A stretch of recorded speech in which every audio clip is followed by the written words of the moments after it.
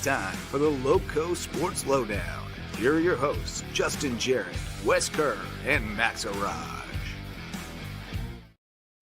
Hey, Lowco sports fans. We actually have the normal three that are listed in the pre-show roll on the air at the same time to start the show for the first time in what seems like ages. Justin Jarrett, Wes Kerr, and a kind of fuzzy Max Araj. It looks like your bandwidth is struggling tonight, which has been pretty common. Is anybody thrilled about Sparklight lately?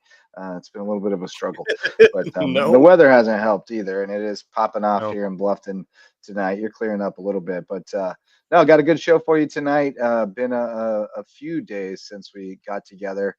We had Under the Bus on Monday night, so took the night off, and then just not a lot had happened, and then a couple things did happen today, and then we stumbled into a great guest. So we're gonna have a great show tonight. Coach BJ Payne is sitting backstage, hopefully enjoying a couple of snacks in the green room while he waits to talk with us. He's running on E, so we may not get his A game tonight. He's a little worn down, but better tonight than tomorrow because everybody gets to start practice in the high school league tomorrow. So he's going to be probably won't have much of a voice by the end of the day tomorrow. So we'll get him tonight, and he's got some news. Jaylen Sneed making a little news, so we'll talk to him about that, and we'll just throw it around with anything else that comes up. How you boys been? It's been a few days. Yeah, I mean, it was a crazy last week or so. I was out in Atlanta for the weekend, so having some fun. But yeah, I'm you got to sit in the suites at the Atlanta United game. I'll share a picture with you guys in a second, but I sit in the suite watching Atlanta United game. It was fun. Atlanta United was down, I think 2-1 in extra time. With basically less than a minute left, they scored the tying goal to finish with the draw, which was really fun to watch.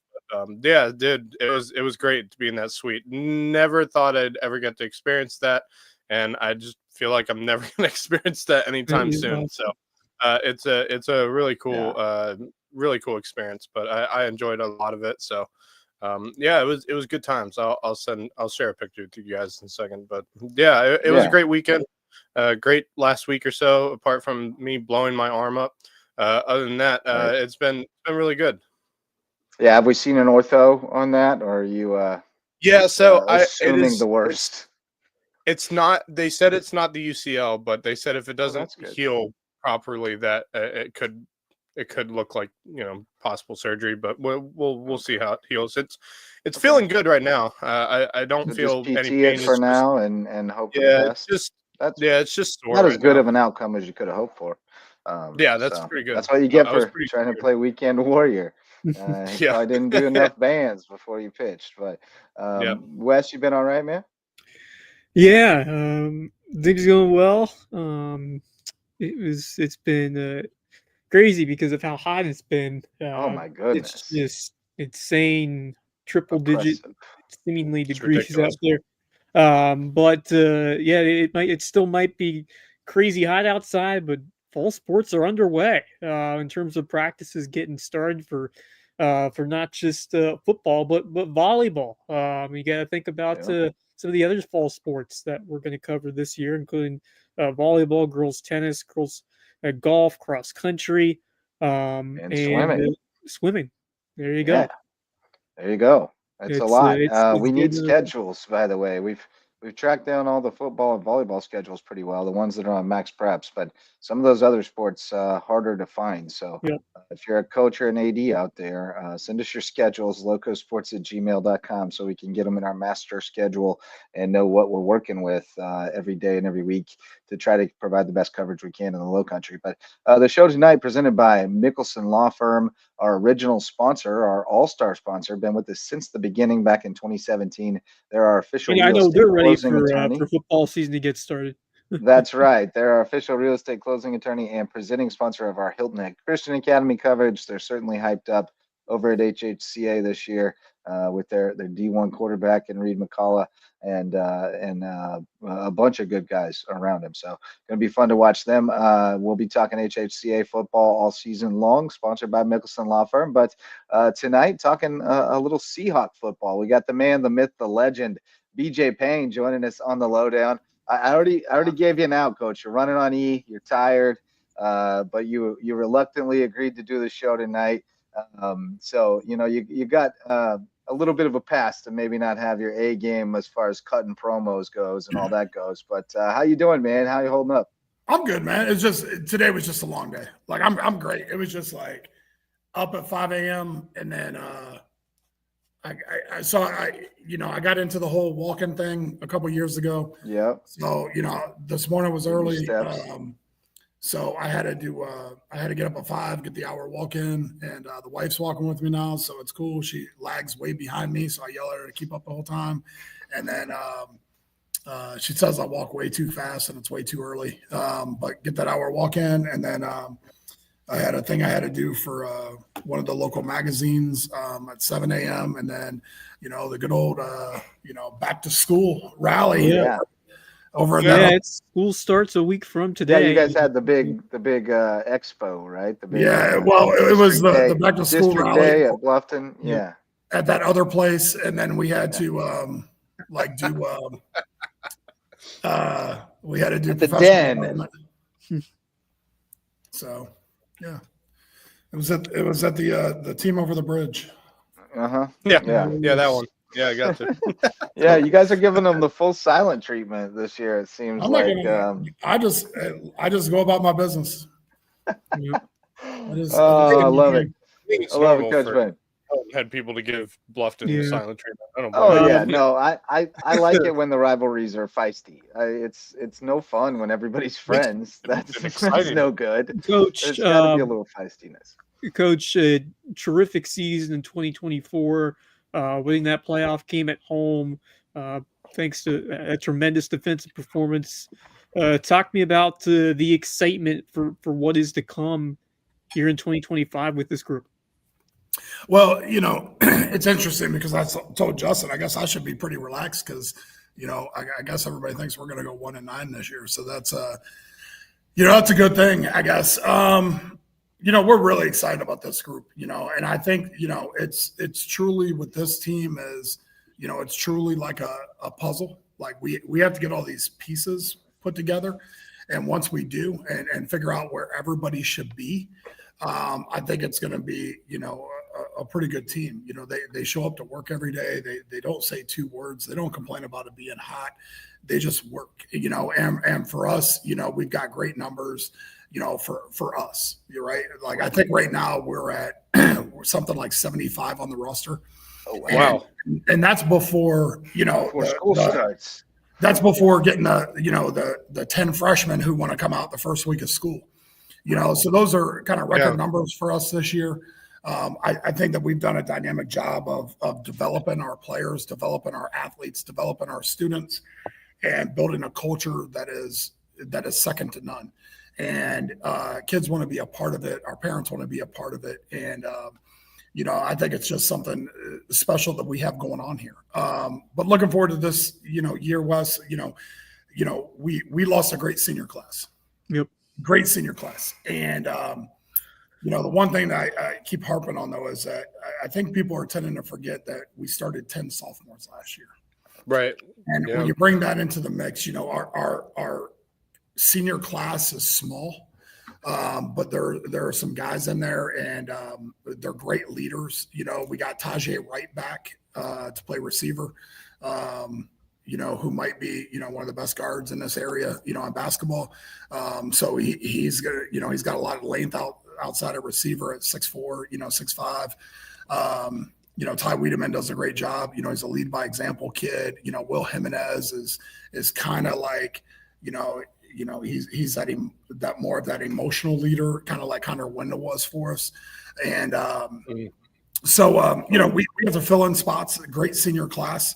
But I think once we figure it out, who's going to be number 5, number 6 on the O line, what is the putting the pieces together in the defensive backfield, with some new guys and some guys that are stepping up. Really, we only have Andrew Massey back there out of the 5 who are going to be those 4 to replace, Lucas Thibodeau and Nate Appy and LJ Morgan and Tristan Simmons, who are going to be those guys. And, we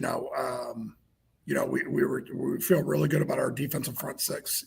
We feel great about, Derek at quarterback with, Thaddeus and Jaylen at running back, and some other kids that are there. We got kind of a stable of backs, and then Jeremiah Walters is electric on the outside, and still waiting because he's been so busy with track commitments. Caden Stewart at receiver who can fly, and hopefully hopefully he plays.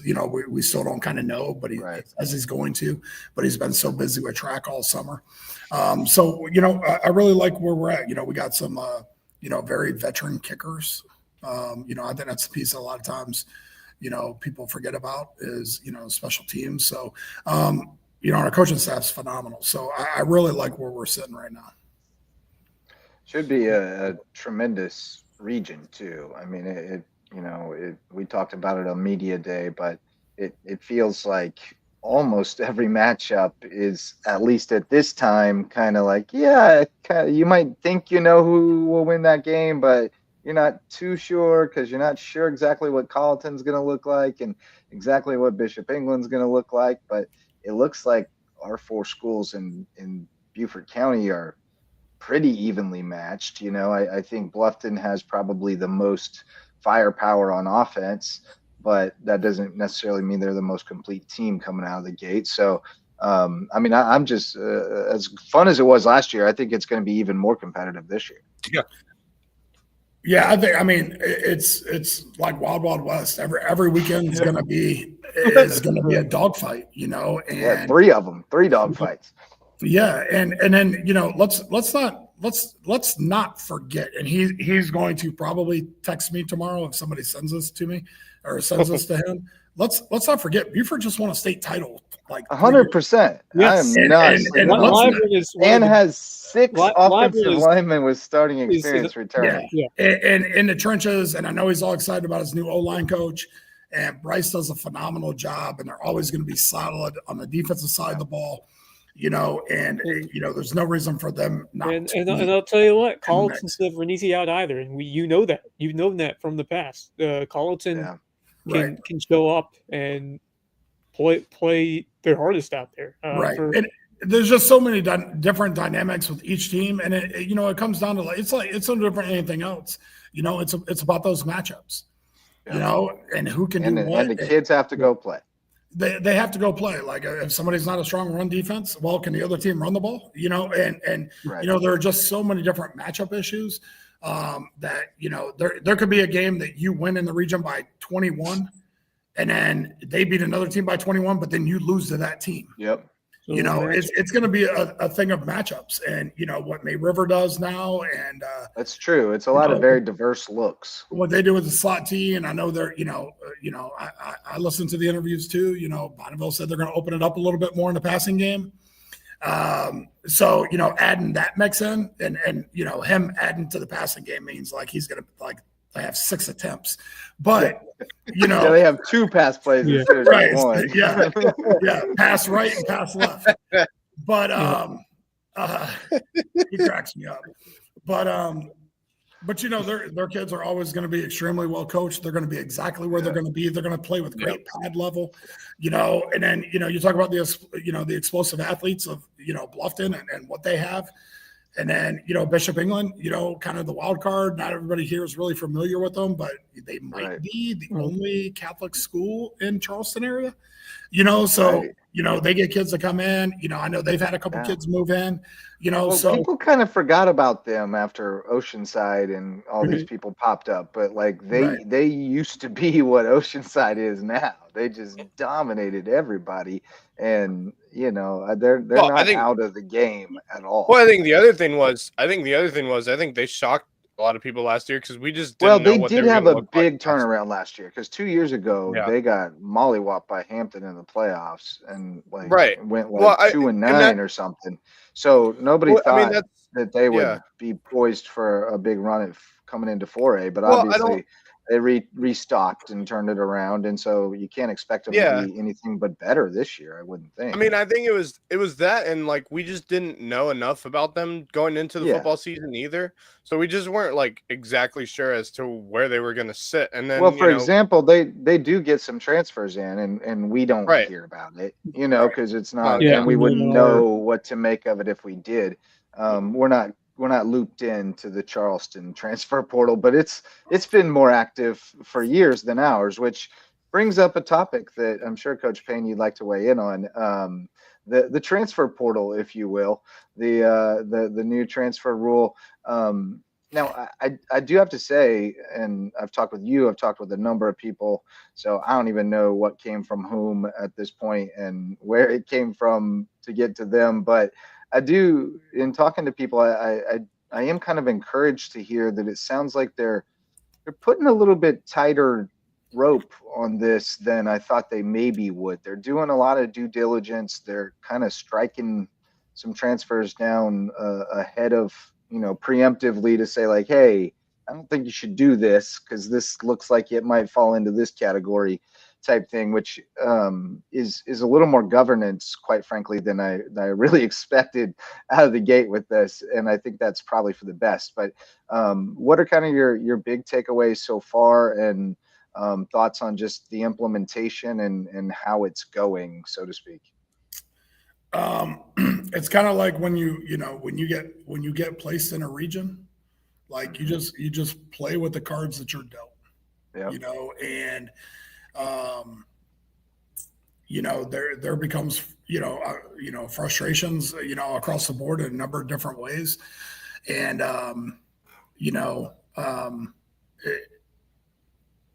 it's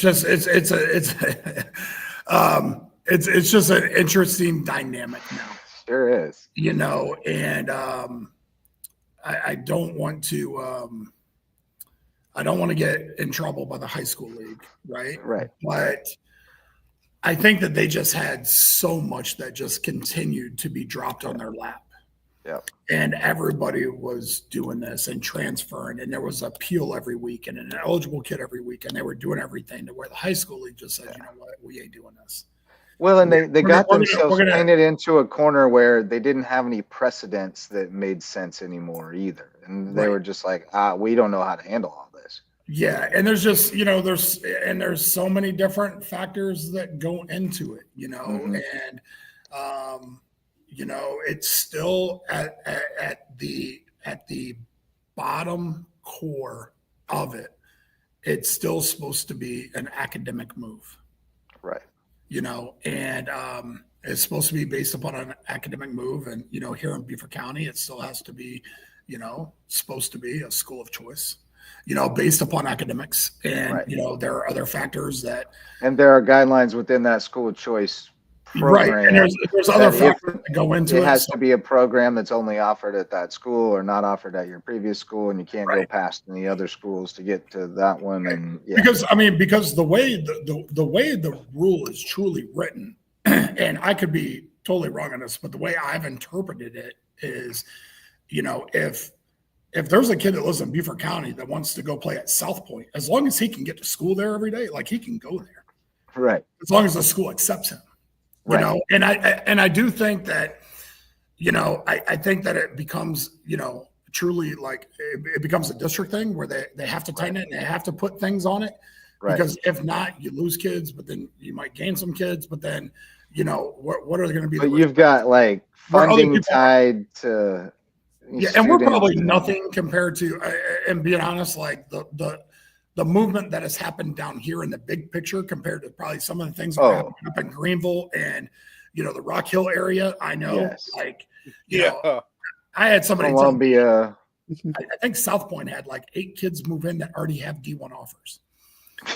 Something like that. I think somebody told me that. Now, that wouldn't surprise me, but it's open now. You can just. I know that that the area, reporters yeah. up there, are saying this is the most talented South Point team they've ever seen, and we know how good they've been. So Yeah, well, that's I mean, saying that's something. Well, my former OC Yeah. is their OC now. Will Okay. Bengal. He was coaching running backs and quarterbacks. Now he's their OC. And I asked him how Okay. good they were going to be, and he just laughed. So that was the response. yeah, well, He just laughed. I mean, Ridiculously. Real quick, let's welcome Marcus Walsh from WHHI TV, who has made it home from his night out on the town, and I'm sure he's got questions for Coach Payne. Welcome, Marcus. I have indeed. Thank you, gentlemen. Coach, I love talking to you about, getting things ready, definitely about the process. And I know things have happened in the last few weeks, but it seems to me, and talking to you about all sides of it on media day as well, that it's, business as usual and next man up. And I know you're really getting excited for another season. And I know that, we've heard what everybody's saying about you. Let me be the first one to say that, to echo what JJ has said, I think that 6-4A is going to be as tough this year as it has been, certainly 7-4A before that.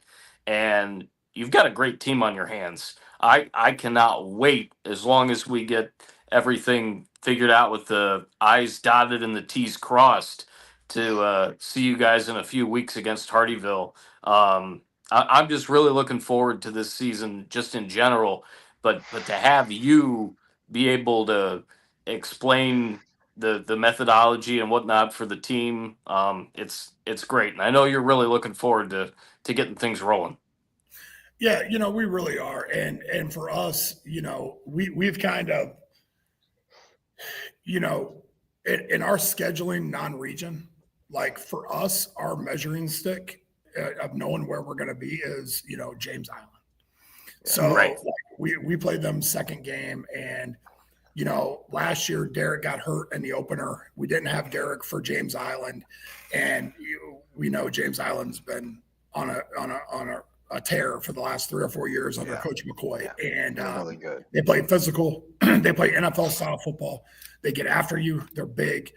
And when we played them last year and we didn't have Derek, and we kind of had to go Wildcat all game, and we lost. We lost like 24-0, and it was like 7-0 right before half. They hit a big home run on us to make it 14-0. But after that game, I just remember calling the defense over and saying, we're okay.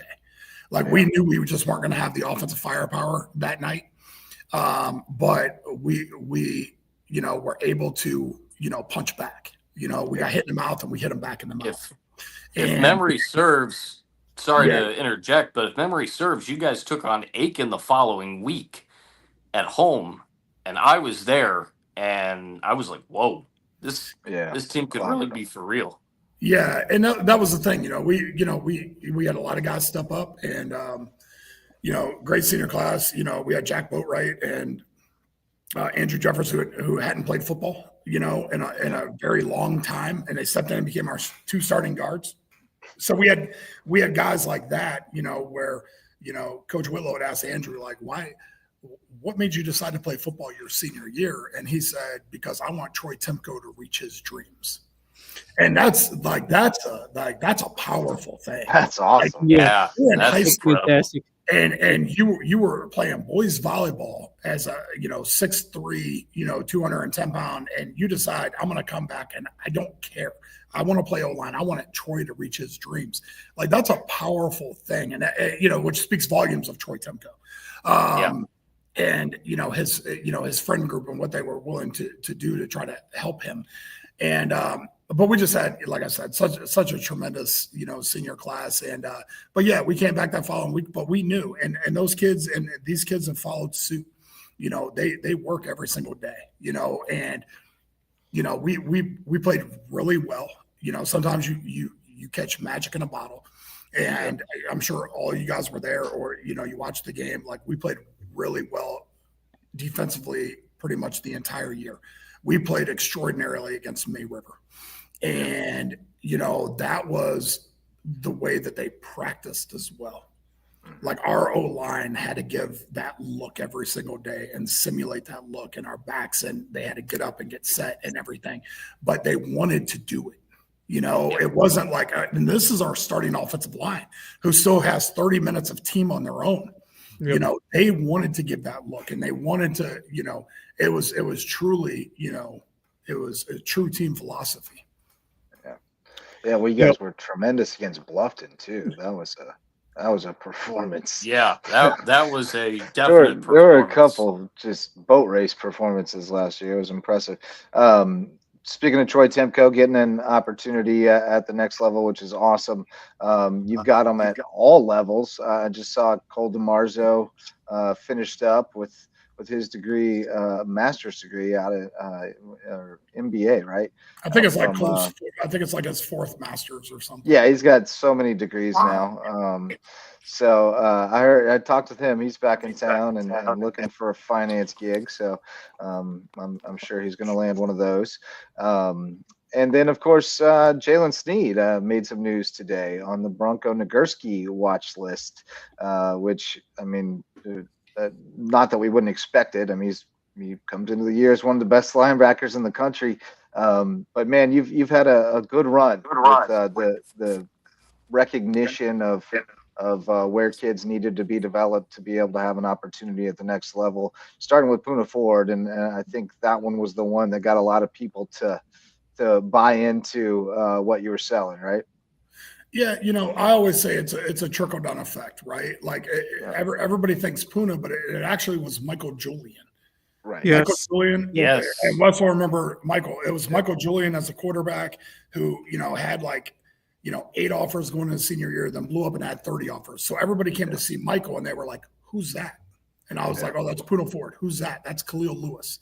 Right. And then, after that, it was, then it was Poona's turn. Then it was, who was the next crew? And then it was Bryce Singleton. Then it was Justin Morrow, and I think the one thing, like I say all the time, I talk about, truly building a culture and what we do and what our kids believe in and our development of players and how we develop them. And, we have them when they come into our program, as freshmen and we're, involved at those middle school games, and our varsity coaches help with the middle school.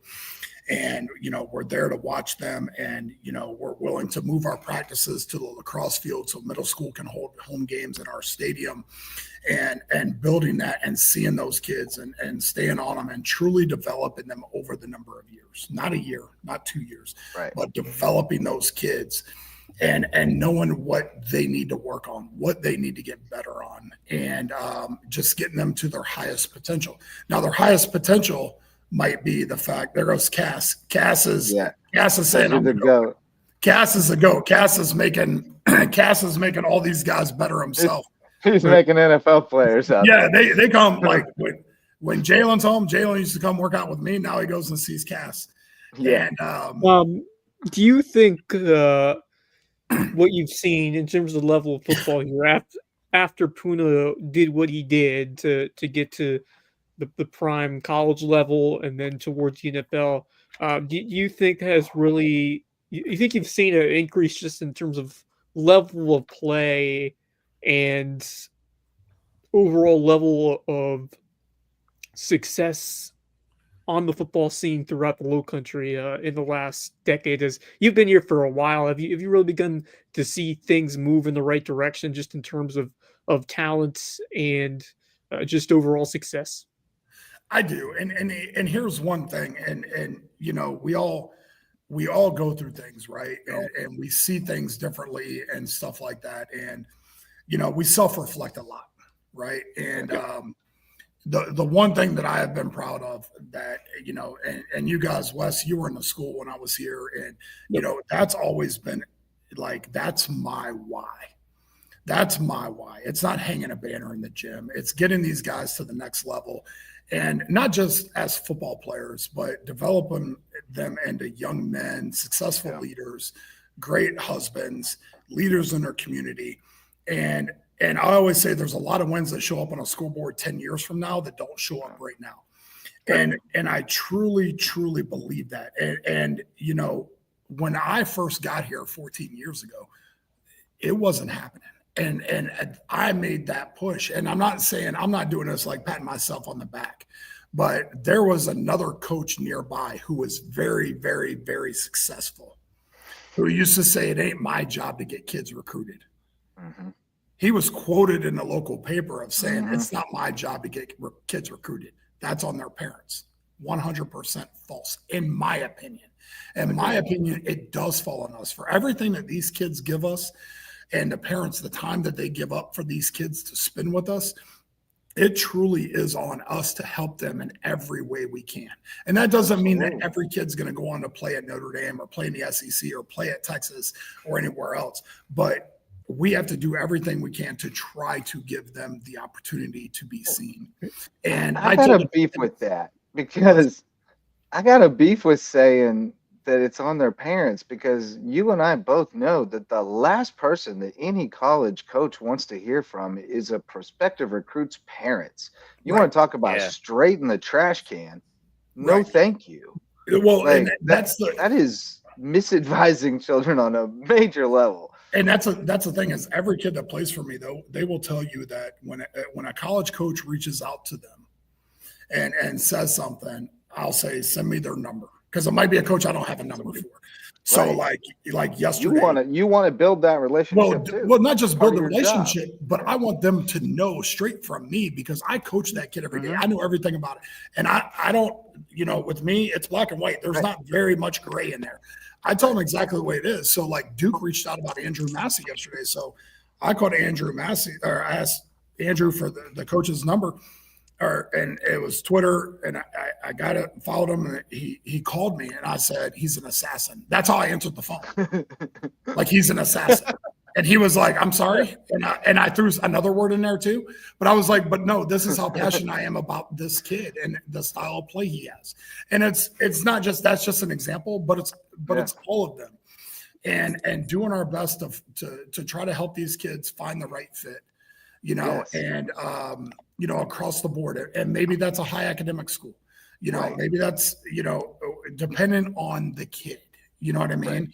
Like, Tyler Wiedemann, for example. It's a case by case basis. Yeah, Ty Wiedemann is when I say he's a high academic kid, he is, like, you take all six of us, like, he is way smarter than all six of us combined. And Justin, you and I. There's only five of us here. There's only five. Oh, there's five? Well, what does that tell you? I was thinking my picture wasn't up there. I was going. So, but what I'm saying is, he's a kid that he's looking at extremely high level academic schools. So this past weekend, he went to Denison. He went to Case Western. He went to visit Carnegie Mellon. So trying to help them find the fit that's right for each individual kid. Kind of like the tight end from Buford 2 years ago who went to MIT. Same thing. And actually, we had a kid interested in MIT 2 years ago, and I called Bryce and said, hey, can you give me that kid's number? I called that kid and said, hey, give me a coach's contact. And so, it doesn't seem like it, because obviously we have rivalries and we have everything else. But at the end of the day, I think we're truly in this for kids. And if we're not, then we're not in the right business.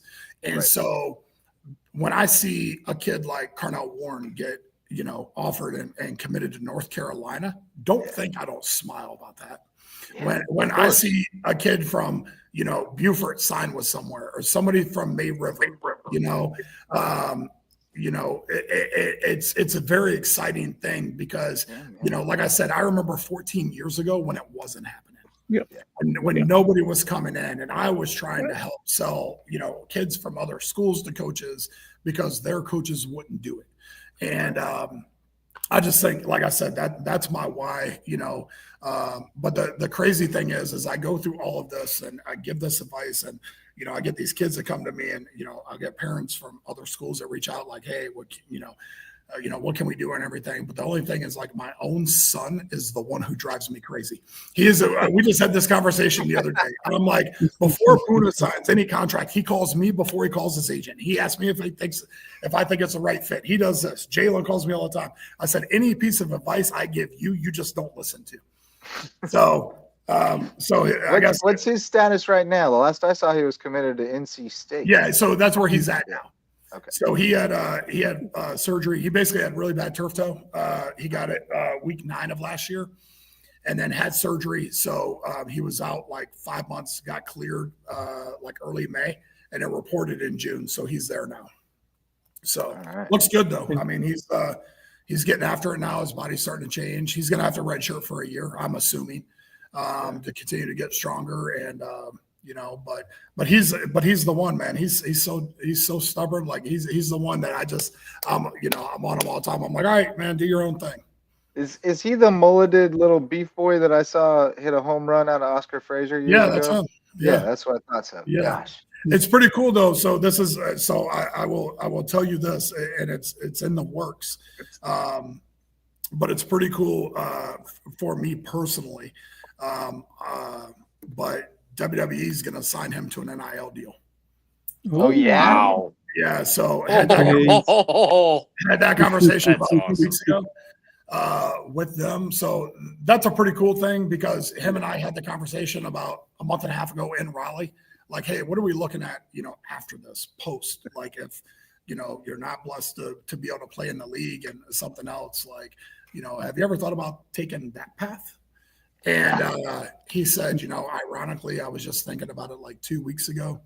And, the timing probably couldn't be more perfect for him. Like, so they just go through it. Like he still plays like everything, but if something happens, he doesn't go to the NFL, then he has the opportunity to go do that. But, there's two, that was great. He'd be a heel. Kevin Libby. He'd be a heel 100%. But there's obviously, my connection like with Randy Orton, who, his middle name is Orton, Randy's his godfather. And then the two guys that wrestle under the name, the Creed brothers, who are with American Made, I coached them in Ohio.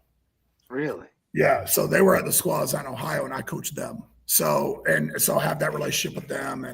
And so, but it's interesting. So yeah, they do the 2 signings a year. So they plan to sign him with the next signing for the NIL deal. So it should be a pretty cool thing for him. All right. Apple doesn't fall far from the tree, I guess. No. Unbelievable. We sort of alluded to it earlier, but certainly a time of transition for you guys over at the high school, and going to be a tough time this fall. I mean, I'm sure there are going to be many times this fall where you look up after a win and your buddy's not there to celebrate with you. Of course, Joe Monmonier passing suddenly and unexpectedly this summer. And you guys had a tremendous relationship, and I know you were wrecked and still are, frankly, but just wanted to give you a chance to kind of pay tribute to him and give people a glimpse into your relationship and what he meant to that program. I think a lot of times the thing that gets missed by, a lot of people is whether you have the connections, whether you have the, truly all the same things in sync with that. I don't think a lot of times people realize how closely at the hip the AD and head football coach are. Yeah. Because and that's across America. That's not a thing here, because general terms, and people are going to get mad because I say this, but in general terms, football is your revenue generating sport. Well, and as we've said many times, it sets the tone for the rest of the year for your athletic department. It's football, it's basketball. Then you have some other teams that break even, or maybe make a little bit of money at the gate. But, football is the one. And I used to, Joe and I used to always say this, is when it came to scheduling, like I worried about our team and wins and losses. Joe worried about the gate. And that's okay. And then we would try to find a way to meet in the middle. And, we were, attached at the hip in the school. I'm not going to say we were out closing places down every single night of the week, because that wasn't the case. But in school, we were 24/7, we were lunch buddies, like we would have lunch together and, just miss the opportunity just to go, sit in his office and just talk, and it wasn't like a, hey, you need something, it was that. And, he just left, such an amazing legacy here. and I always say, and I said it the night of the celebration of life is, he was a passionate family man who was a loyal, dedicated husband and an absolutely tremendous father. And, I said that, that's how we should always start every conversation about Joe, because that was what was so important to him. And he was the ultimate girl dad, had 2 daughters. Never, I can tell you this, in 14 years, I'd never heard him mention one time, like, oh, I wish I had a son, or I didn't have a son. Never one time. Ultimate girl dad, relished in it, loved it. And that's not easy. It's not easy to have a daughter going through high school, let alone in the high school you work in. That's a tough thing, and, he did it all the way through with Ava, and then, Caroline, being a freshman. But, he went into, being an athletic director, kind of brand new. I was with him that first year. Right. And, he went through it, didn't really know. I mean, he was a special education teacher and a lacrosse coach.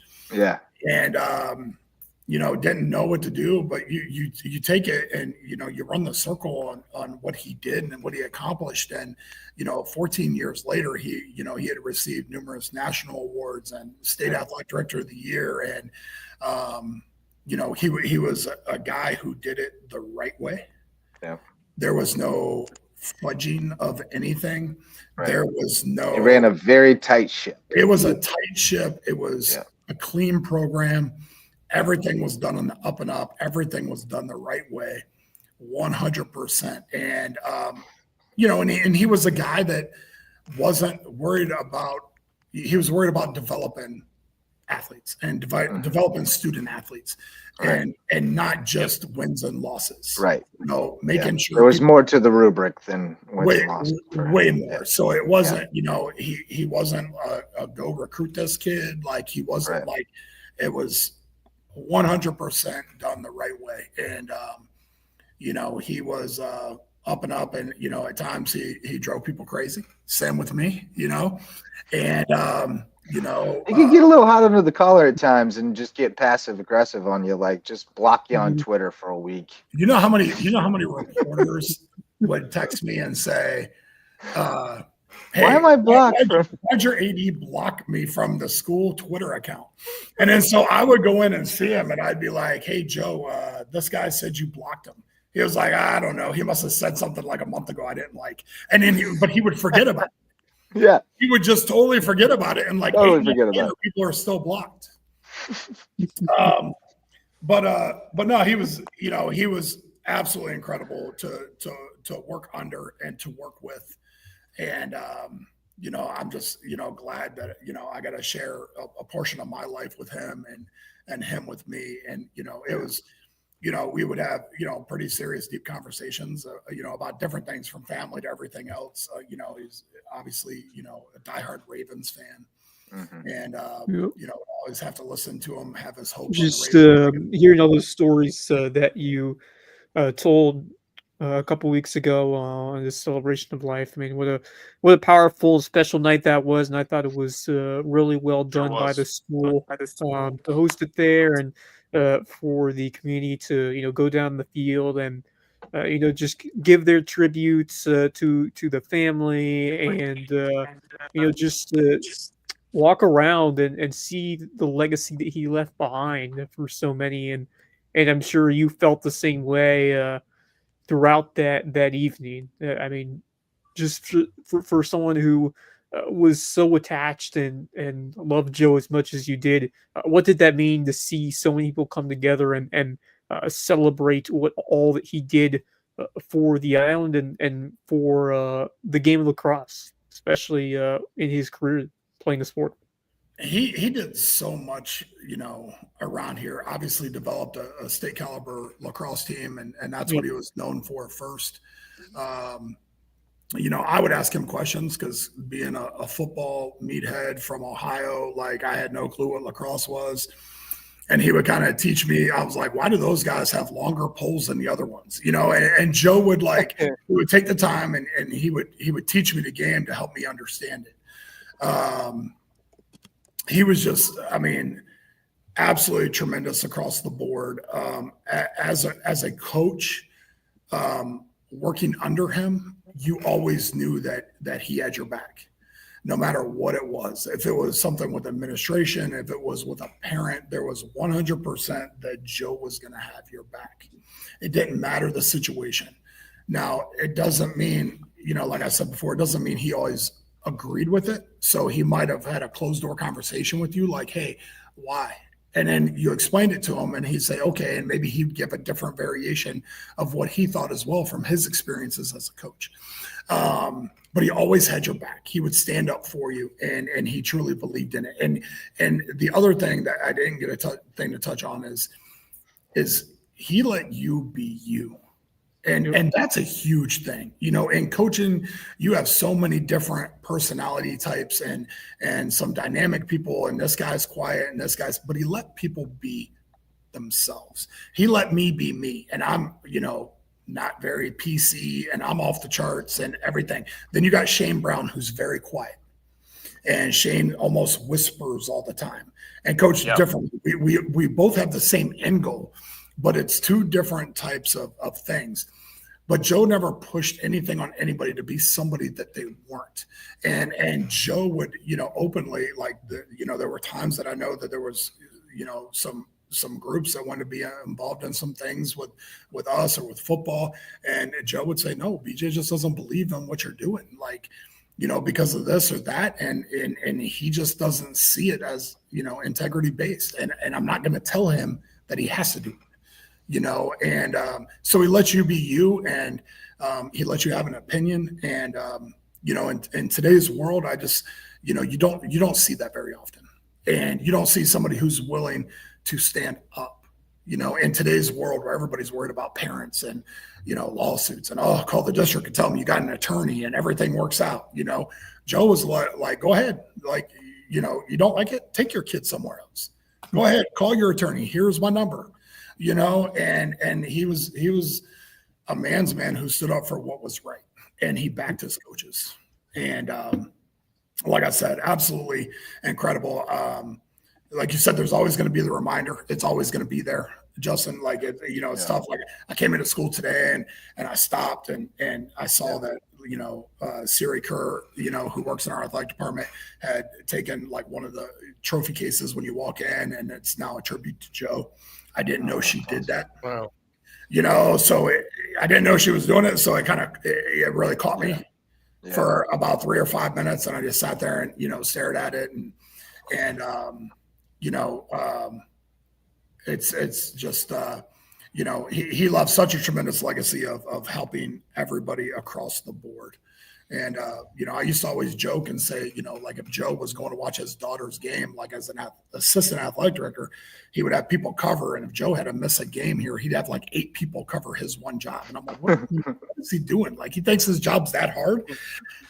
And so now we're finding out, though, it really does, right? Like now we got like Siri's helping, and then, we got Dr. Hunter helping and Angie Williams helping, and all the coaches are pitching in. Like it's really, it really is. And I think at times we also don't realize as coaches, we have long nights during season.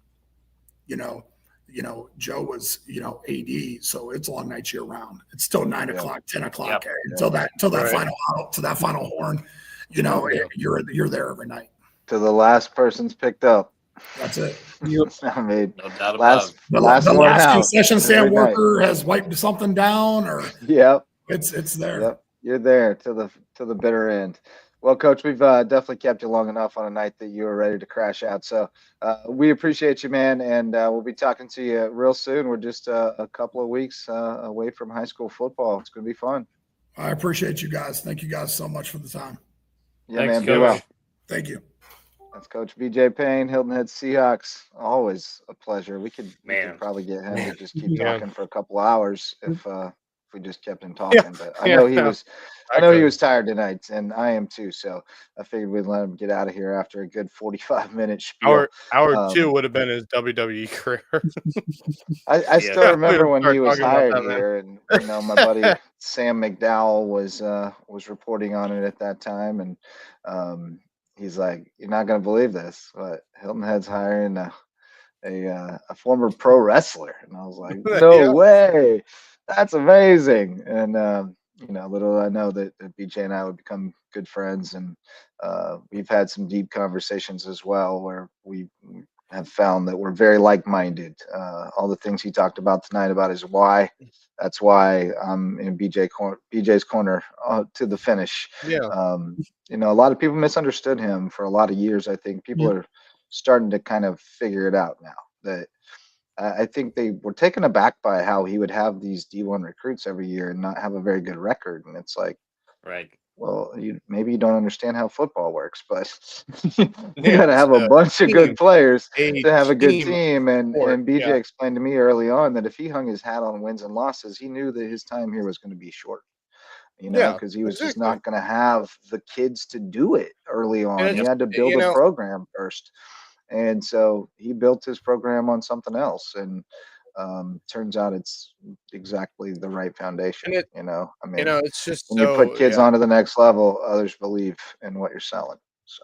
Yeah, I mean, I'm honestly I'm shocked that it took people this long to realize, what BJ Payne was about, and what he does and how he does it. Yeah, And he was just operating on a higher level than some people at that time. And he had a vision, and he's been pushing that vision for so long. He was ahead of the curve.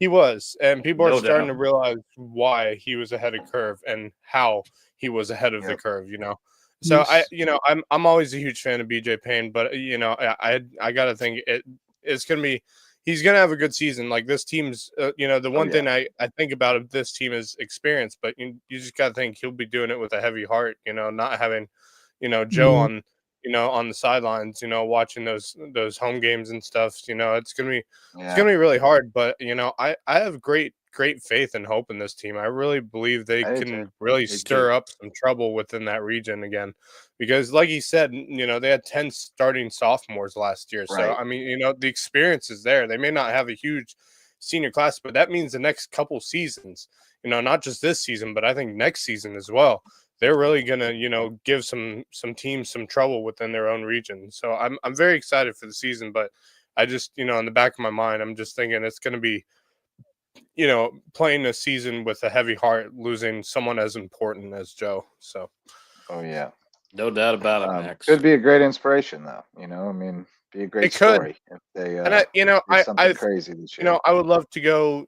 Hopefully I'm sure they're gonna have a home game this year where they, they honor Joe and everything he did. And I look forward to hearing if when they do that, what date it is, because I would love to be there, because of course I missed the his celebration of life, which I wanted to be at, but I couldn't. I was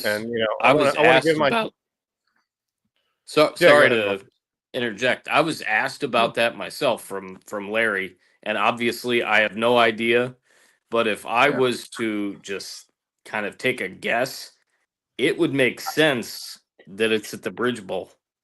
Or the first home game. Yeah, the first home game could be that too. Yeah. Because I think the other thing is people don't realize, Joe wasn't just, Joe wasn't just an athletic director. The first home game is James Allen, 30th. Yep. Yeah, I mean, he was one of those, people who not just, for one school, but for an entire, area. Yeah, he was a great mentor to the other ADs. Well, he was one of the great supporters of youth athletics in the Low Country. Absolutely. And, I'm sorry, it is still. I was looking at last year's schedule. Yeah, week 0. They are home against Stall. Week 0. 7:30 kickoff, and that's a former region opponent, RB Stall. Yeah. Once upon a time. Yeah. Well, hey, we owe a bunch of sponsor reads. We're going to do them all, and then we're going to do parting thoughts. Welcome back, Hudson Seafood House on the Docks and the Lowco Booster Club. They're the presenting sponsor of Under the Bus. New episodes every Monday night with Curry Kirkpatrick, Rich Basirico, Bob Stevens, and sometimes me. I was in there this week for Rich. Good times on Under the Bus, and a great place for seafood, sunsets, and cocktails on Hilton Head Island, Hudson Seafood House on the Docks. Twinge and Twombly Personal Injury Attorneys are our newest sponsor. Thanks to Jeff Riley, the great Jeff Riley. Rare name, but remarkable service from Twinge and Twombly. So the next time you need a personal injury attorney, remember the funny name, Twinge and Twombly. HHI Windows and Doors, our friend Coach Barron is improving your view of the Lowco with great windows and doors over at HHI Windows and Doors. We've got Base Hit Life, our baseball and softball themed apparel sponsor. Look your best on the diamond and live your best base hit life this year at basehitlife.com. Dr. Ambrose Cole, our official chiropractor at Rooted Living Wellness in Bluffton. He'll get you feeling right in mind, body, and spirit. Reverence Wrestling Club, maybe go wrestle and then go to the chiropractor.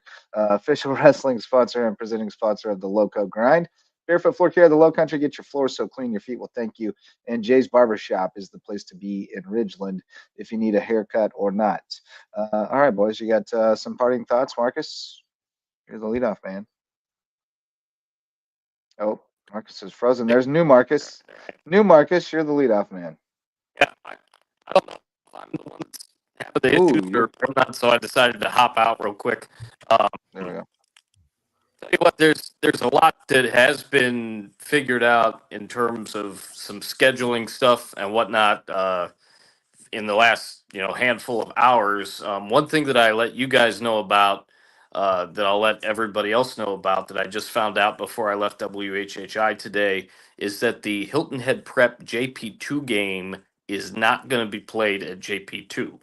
Much like last year, they have a conflict going on. So that game will be played at Hilton Head Prep. We'll still have it on WHHI and be able to support some folks, and certainly want to let everybody know of that the game is still going on. It'll be a 4 p.m. kickoff. So that'll be Wes. That'll be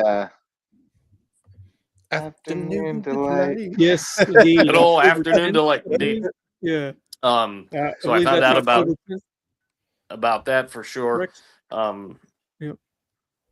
We had the date on that one. Yeah, just confirming that's October the 10th. October 10th. Moved from Hilton Head or from JP2 to Hilton Head Prep. So that's correct. Don't know the time for sure yet, but figure on probably 4 o'clock. Yeah, it'll depend on sundown. Right. I feel like that. Yeah.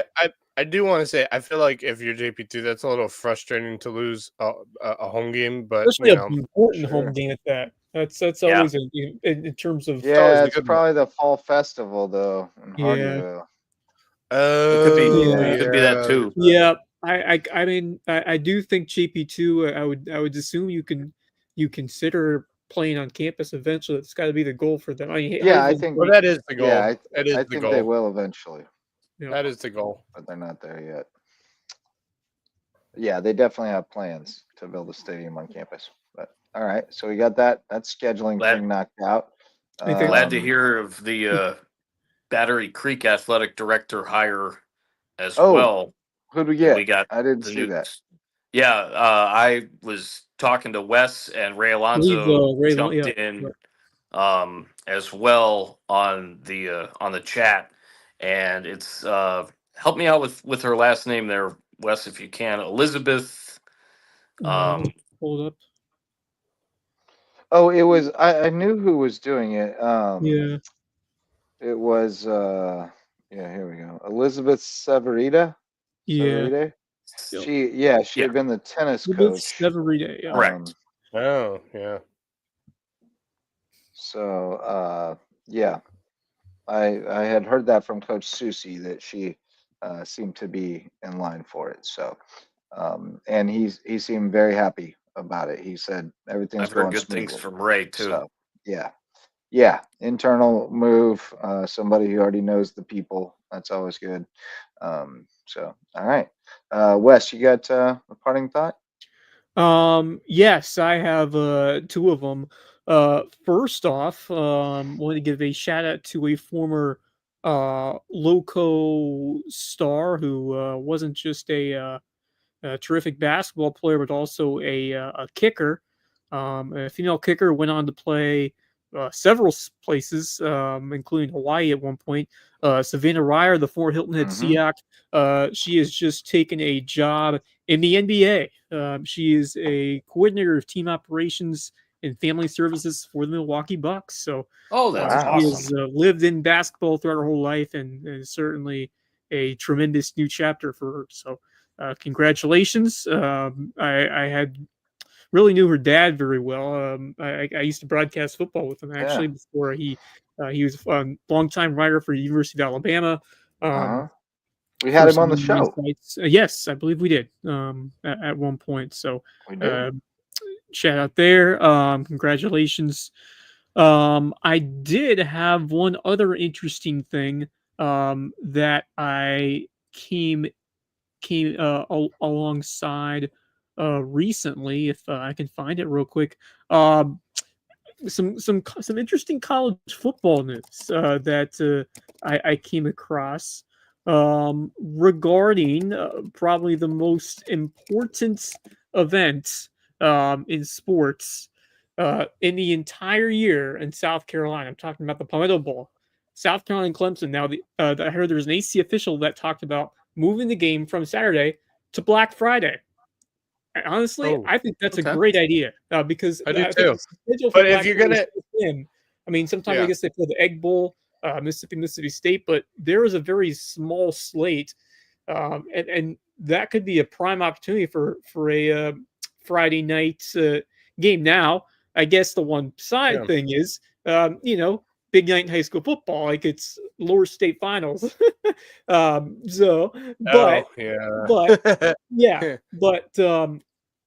I think it's a great idea. It's a great idea for I agree. Yeah, because there are so few games that are on the slate on that day. I don't know.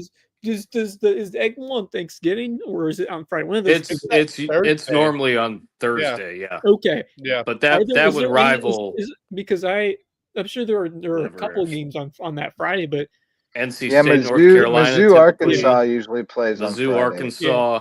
But maybe Virginia Tech. Friday is a great day. Yeah, because you won't have to compete with the Iron Bowl. You won't have to compete with all the other big time college football games.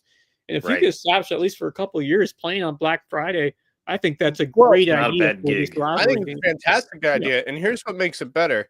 I think this season is going to be one of the most anticipated Palmetto Bowls just because of how good both teams are looking right now. Both teams are probably, if they play like we expect them to play, they're both going to be ranked going into this, highly ranked too, I think. Yeah, it could have playoff implications. But here's the thing: they were planning on making that a Saturday game at noon. You don't play the Palmetto game at noon on a Saturday. No, that's a prime time. And it's at William Bryce. I mean, look, I'm a Clemson fan, but even I can admit William Bryce Stadium at night is something special. Yeah. It is special. I mean, at night you can't see the dingy alley that you're tailgating in. Yeah.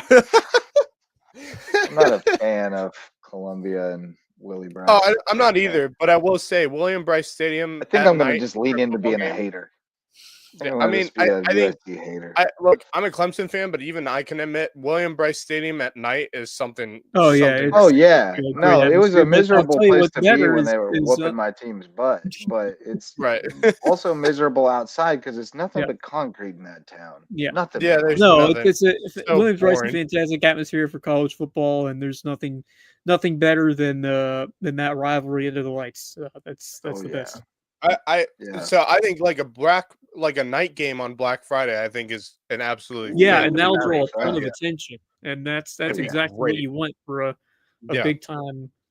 And I mean, look, it's not as big as the Iron Bowl, but it's still one of the biggest rivalries and rivalry weekend games. I mean, there are a couple others, but I mean, you look at the Egg Bowl, Mississippi State, but Georgia. I mean, the only thing that's sort of that big. Yeah, I mean, it's one of the better ones of the ones that crosses over conference.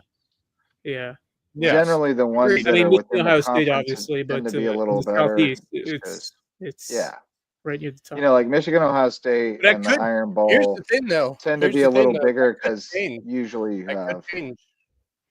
It could change. Yeah, There could be a time when the Palmetto Bowl will be a same conference rivalry game. From what we're hearing, because there's what's to come. They could be in the Southeast Division of the American Professional College Football League or whatever they're going to call it. Yeah, exactly. That is the truth. But I'm saying, like, I think I 100% agree with Wes. Like, I think Black Friday would be great. Like, a prime time Black Friday game would be Not that our fantastic. opinions matter. I think the No, it TV doesn't. It executives really get to doesn't. decide when those games are played. It really But I'm doesn't. not even sure the ADs have a whole lot of say in that at that level. I think it's mostly the TV executives who say, "Here's what time you play. Remember that mountain of money we give you at the end of the year? Right. Here's what time you play." All right, Max, did you have any other parting thoughts? Or I have one. I wanted to say, goodbye to Ryan Sandberg, who I my grew up. first favorite I player. loved watching clips of him from his time as a player, and he turned out to be a great coach as well in Major League Baseball. Really truly special person, and for him to lose his battle, it was very sad to hear when it came across my social media feed. I was very sad about it. Obviously, he was one of a kind player during his time as a player. So I just wanted to say, happy trails to Ryan Sandberg and Ryan, yeah. Cancer sucks, And man. yeah, It takes yeah, it cancer really does. definitely It does suck. sucks. It really sucks. It does suck. I saw that news come across just as we were about to wrap up Under the Bus the other night. So my last contribution was throwing cancer under the bus. Rhino Yeah. was my very first Yeah, favorite there you go. player. The '84 Cubs made me cry. That was the first time that I felt like 100% invested in a team in my life, that I was just like, Right. oh my God, how does my life go on after they lost type deal. And Rhino was my guy, of course. Later on, I would Right. have other favorite players, but he was my first favorite. And I always wanted to play second base. And they never had 23 in little league, but I always wanted to wear 23, not for Jordan, but for Rhino. Right, Yeah, that man. one was tough. That one was tough, really Yeah. tough. And to No. all, if you have an inkling of Get checked. anything a little bit weird, get checked. I don't mean to get super personal here, but my dad had prostate cancer as Early well. screening is so important. And Yep. he, his levels just kind of kept going up and up, and he's like, something's not right. And they saved my dad because of that. With getting his prostate removed, and he's had some things that he's had to battle since, but he's doing it because he checked it out early. Yep. You gotta be vigilant. Yes. Get your colonoscopies too. It's no Yes. fun, but everybody's got Right. to do it, and you have funny stories about it. I'll have to It's Yeah. do a my shared first sooner experience. rather than later. Yeah, I'm on the 3-year plan now because had some polyps. Mm. Oh Lord, getting old stinks, boys. But it does happen to the best of us. Only the good die. I guess the worst of us, because only the good die young, right? So, Yeah. Billy Joel once said. but other parting thoughts. I was going to note this, and maybe you guys can help me keep eyes peeled. I saw one, and I was like, "Oh wow, that's cool." And then I saw another one, and now I'm up to 5, I think. Sports Illustrated is doing a Player of the Year, Youth Athlete of the Year contest, and the winner wins $25,000 scholarship Whoa. or Wow. award to chase their dreams or whatever. Hey now. So at first I got excited, like I said, but then I noted that there have been at least 5 local kids come across my radar who are up for it. So I don't know. I don't want to step out and leave some out, but if you are in the running for that, by all means, let us know in the comments. Drop your link in there, and people can read your story and decide if they want to vote for you. I don't want to get in the business of posting everybody's, because then if I miss somebody, I'll get accused of playing favorites, and I don't want to do that. But I know Landon Davis, who plays baseball at JP2's out there, Landon Beltsy from May River, Parker.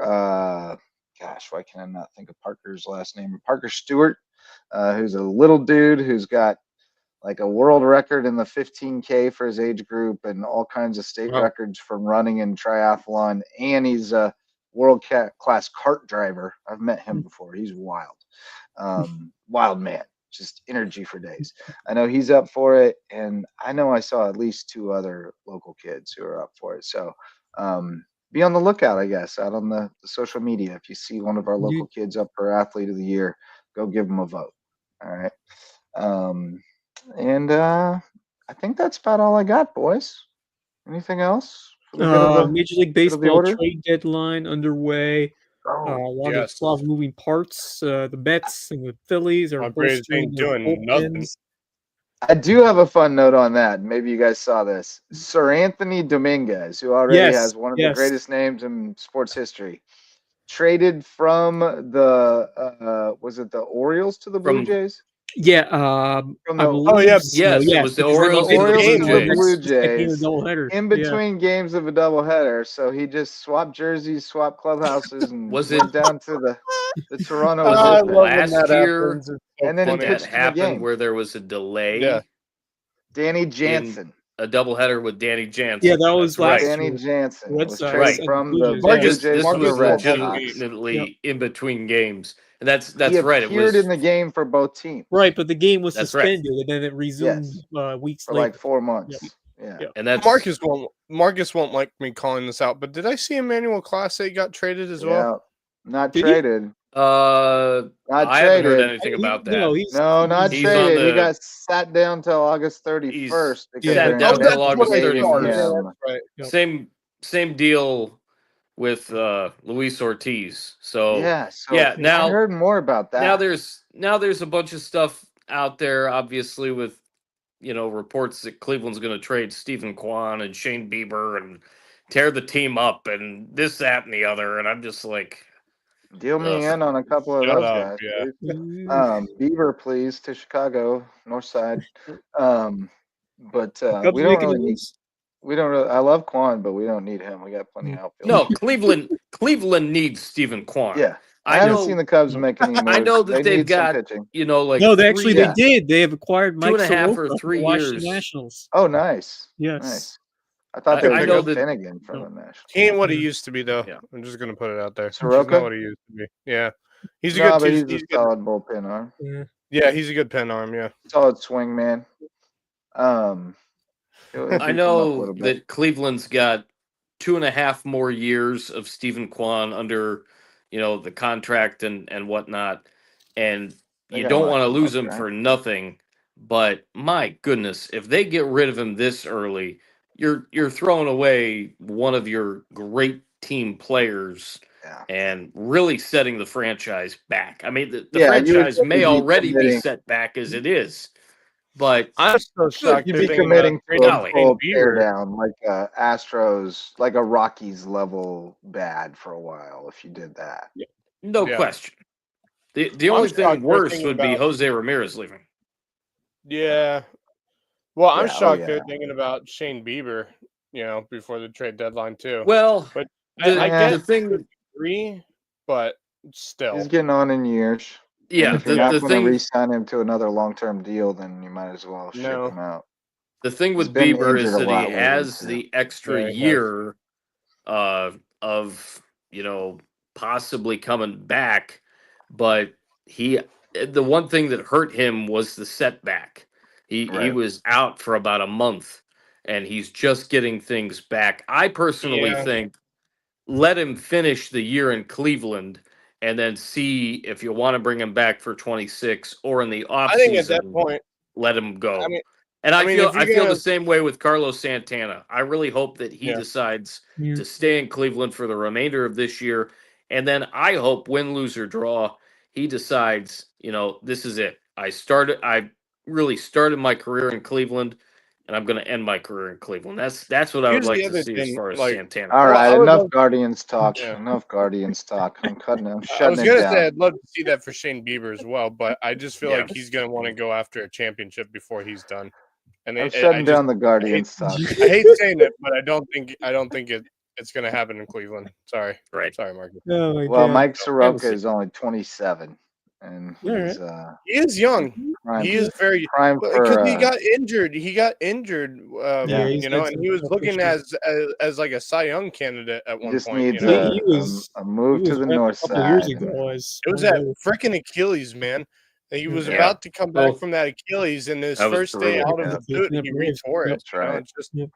That's right. It's just hard. Indeed. Yeah. All right, boys. Well, we've done it on a Wednesday night. I don't know that we'll have enough news to carry a show Friday, but certainly if we see enough come across our radars, we'll get back in here and do it again. And thanks to BJ Payne for helping make it a great show tonight. Always great to talk with BJ. He is tremendous, and we learned some stuff. We learned that his son may follow in the footsteps in the ring. Let's go. How about that would get me watching WWE again. I tell you what, and I almost asked him about his. I believe it's his youngest son, who I actually had a chance to meet at Joe Monmonier's Celebration of Life. I believe his name's Cassius, if I remember correctly. Yeah, that sounds right. The kid can play, and I think he said he was like, I think he said he was like in 5th grade, and he's going to be playing Gator football. So I'm going to be seeing a lot of this kid. There you go. He can play, and I was picking his brain and asking him about what he, his favorite positions and whatnot. And I mean, he was giving me straight answers. Oh yeah, I mean, he's and obviously, of course, he's wise beyond his years. Though I'm looking forward to seeing that young man. Great name, by the way. Yeah, great name, Cassius Payne. Yeah, he's got Cage. That is a WWE name in the waiting. That is a WWE name in the waiting. Cage is the older one going to NC State with the NIL deal with the wrestling. Right. There's some big time Cassius names. Payne. Cage Payne. Cage Payne. He doesn't even have to change his Dude, I name to love be it. pro Oh, wrestling. he got the wrestling name right already. Yeah. Straight out of the gate. Cassius too. Ladies and gentlemen, Cassius welcome Payne. to the Payne. I mean, that sounds Cage. like a future tag team right there. Payne Brothers. Yeah. The Payne Brothers. All right, boys. The Well, House it's of been Payne. fun. Thanks again to BJ Payne. Always fun to talk with him. Thanks to all of our sponsors, especially the OGs, Mickelson Law Firm. Thanks to everybody who showed up to listen or watch. And thanks to you fellas, Marcus Walsh, Wes Kerr, and Max Araj. For them, I am Justin Jarrett. Until next time, go Loco. The Lowco Sports Lowdown podcast is a production of Lowco Media LLC and LowcoSports.com, an independent media outlet providing grassroots local sports coverage in the South Carolina Lowcountry. We are sustained by community support from sponsors and patrons like you. Get in the game with a monthly pledge of $1 or more at patreon.com/LowcoSports to keep us going and growing. Go Lowco.